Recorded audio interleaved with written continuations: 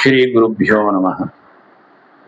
ನಮ್ಮ ದಿವಸಗಳಲ್ಲಿ ಒಂದೊಂದು ದಿವಸವೂ ಅತ್ಯವಶ್ಯಕವಾದಂತಹ ವ್ಯವಸ್ಥೆಯನ್ನು ಹೊಂದಿರುತ್ತೆ.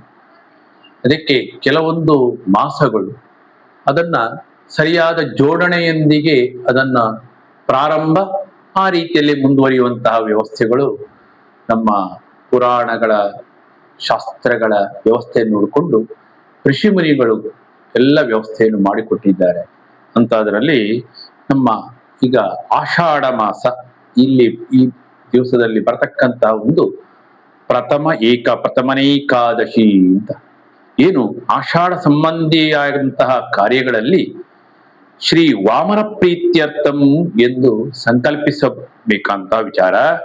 ಯಾಕೆಂತ ಹೇಳಿದ್ರೆ ಇಲ್ಲಿ ಶುದ್ಧ ಮಳೆಗಾಲ ಇರ್ತದೆ. ಆಷಾಢ ಶುದ್ಧ ಏಕಾದಶಿ ಎಂದು ಚಾತುರ್ಮಾಸ್ಯ ವ್ರತದ ಆರಂಭ. ಅಂದಿನಿಂದ 4 ತಿಂಗಳು ದೇವತೆಗಳಿಗೆ ರಾತ್ರಿಯ ನಿದ್ರಾಕಾಲ. ಆದ್ದರಿಂದಲೇ ಉಪನಯನ, ಗೃಹ ಪ್ರವೇಶಾದಿ ಶುಭ ಕಾರ್ಯಗಳಿಗೆ ನಿಷಿದ್ಧ ಕಾಲವೂ ಹೌದು. ಇನ್ನು ಶಯನಿ ಏಕಾದಶಿ ಅಂತ, ಏಕಾದಶಿ ಏನು ಮನುಷ್ಯನ 1 ವರ್ಷ, ದೇವತೆಗಳ 1 ದಿನ. ಅದರಲ್ಲೂ ಉತ್ತರಾಯಣದ 6 ತಿಂಗಳು ಹಗಲು, ದಕ್ಷಿಣಾಯನದ 6 ತಿಂಗಳು ರಾತ್ರಿ ಅಂತ ನಿಯಮಿತವಾಗಿರ್ತದೆ.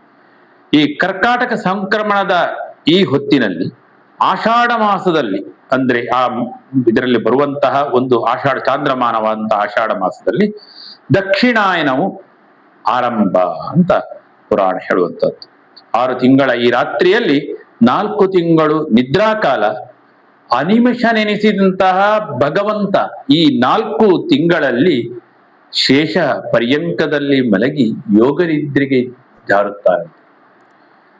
ಅವಾಗ ಪುರಾಣ ಹೇಳುವಂತಹದ್ದು, ಏಕಾದಶ್ಯಾಂತು ಶುಕ್ಲಾಯಾಮ್ ಆಷಾಢೇ ಭಗವಾನ್ ಹರಿಃ ಭುಜಂಗ ಶಯನೇ ಶೇತೆ ಕ್ಷೀರಾರ್ಣವ ಜಲೇ ಸದಾ.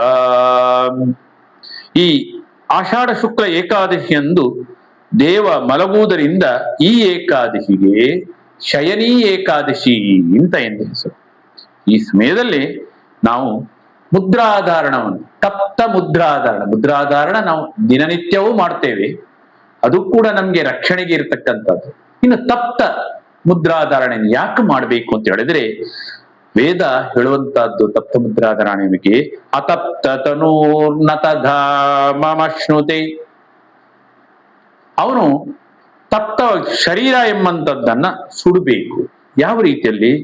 ಅದಕ್ಕೆ ವಿಷ್ಣು ಚಕ್ರಾಂಕಿತವಾಗಿರತಕ್ಕಂತಹ ಮುದ್ರೆಯನ್ನ ಆ ದಿವಸ ಯಾಗವನ್ನ ಮಾಡಿ, ಸುದರ್ಶನ ಯಾಗವನ್ನು ಮಾಡಿ, ಅದರಲ್ಲಿ ಆ ಮುದ್ರೆಯನ್ನ ಬಿಸಿ ಮಾಡಿಕೊಂಡು ಅದನ್ನು ಗುರುಗಳಿಂದಾಗಿ ನಾವು ಅದನ್ನು ಧಾರಣೆ ಮಾಡುವಂತಹದ್ದು ಒಂದು ಕ್ರಮವನ್ನ ನಮ್ಗೆ ಶ್ರೀಮಧ್ವಾಚಾರ್ಯರು ಆ ಮೂಲಕವಾಗಿ ತಿಳಿಸಿಕೊಟ್ಟಿದ್ದಾರೆ. ಅದನ್ನ ಅನೂಚಾರವಾಗಿ ಆ ಪರಂಪರೆಯಲ್ಲಿ ಬರ್ತಕ್ಕಂಥ ಗುರುಗಳೆಲ್ಲ ಭಕ್ತರಿಗೆ ಉಪದೇಶ ಮಾಡ್ತಾ ಆ ಮೂಲಕವಾಗಿ ತಪ್ತ ಮುದ್ರಾಧಾರಣೆಯ ಅವಶ್ಯಕತೆಯನ್ನ ತಿಳಿಸಿಕೊಟ್ಟಿದ್ದಾರೆ. ಇದನ್ನ ಶಂಖ ಚಕ್ರ ಇದನ್ನ ನಾವು ಧಾರಣೆ ಮಾಡುವುದರಿಂದಾಗಿ ನಮ್ಮ ಸಕಲ ಪಾಪಗಳು ಪರಿಹಾರ ಆಗುತ್ತೆ.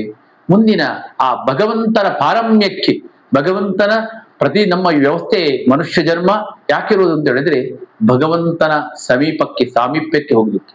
ಅಂತಹ ಪ್ರಯತ್ನಕ್ಕೆ ಸಫಲತೆ ಬಂದು ನಮ್ಮನ್ನು ಈ ಶರೀರದಿಂದ ಇನ್ನೂ ಸಾಧನೆಯನ್ನ ಮಾಡ್ತಕ್ಕಂಥ ವ್ಯವಸ್ಥೆಗಳಾಗುತ್ತೆ ಅಂತ ನಮ್ಮ ಹಿರಿಯರ ಮಾತು, ಋಷಿಮುನಿಗಳ ಮಾತು, ಶಾಸ್ತ್ರ ಪುರಾಣಗಳ ಮಾತು. ಇಂತಹ ಮಾತುಗಳನ್ನ ನಾವು ಆಲಿಸ್ತಾ ಕೇಳ್ತಾ ಆ ಮೂಲಕವಾಗಿ ನಮ್ಮ ದೇಹದ, ಶರೀರದ ವ್ಯವಸ್ಥೆಗಳನ್ನ ಸರಿಯಾದ ರೀತಿಯಲ್ಲಿ ಮಾಡಿಕೊಂಡು ಪಾತ್ರ ಶುದ್ಧಿಯನ್ನ ಮಾಡಿಕೊಂಡು ನಮ್ಮ ಜೀವನವನ್ನ ಸಾಗಿಸ್ತಾ ಭಗವಂತನ ಅನುಗ್ರಹಕ್ಕೆ ಪಾತ್ರರಾಗುವ ಅಂತ ಹೇಳುವ ಮೂಲಕ ನಮ್ಮ ಮಾತನ್ನು ಮುಗಿಸ್ತಾರೆ.